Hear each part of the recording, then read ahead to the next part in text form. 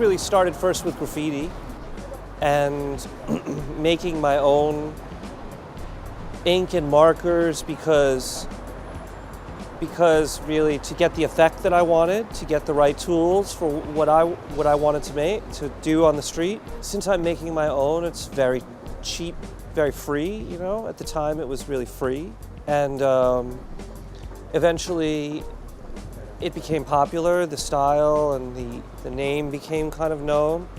And it eventually grew into a business, and then it grew even more outside of just, you know, graffiti, and really evolved and matured really in the same way that I did as a person.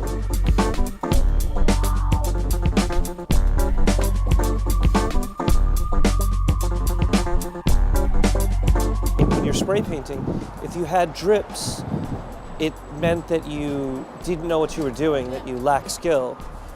But when you're making ink, it was okay to have some drips.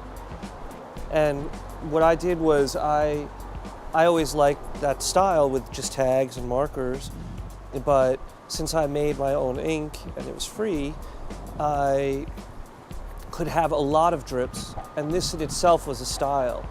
Eventually I just took my name out and left the drips because that was already a part of what I was doing. But sometimes the name, I felt, got in the way because it was always graffiti, and without the name it would become abstract, it would become more open.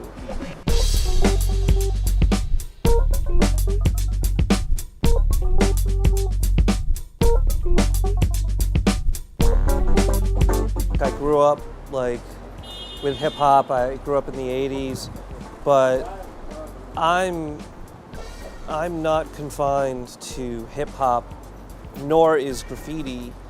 You know, what I'm interested in is creativity. And I think that creativity is not defined by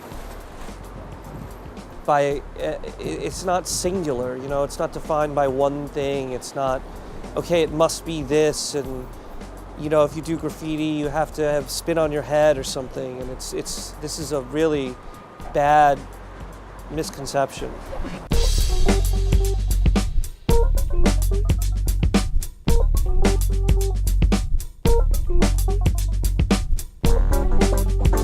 I think that the people who want to, you know, force things into holes, you know, and they're only thinking very singularly.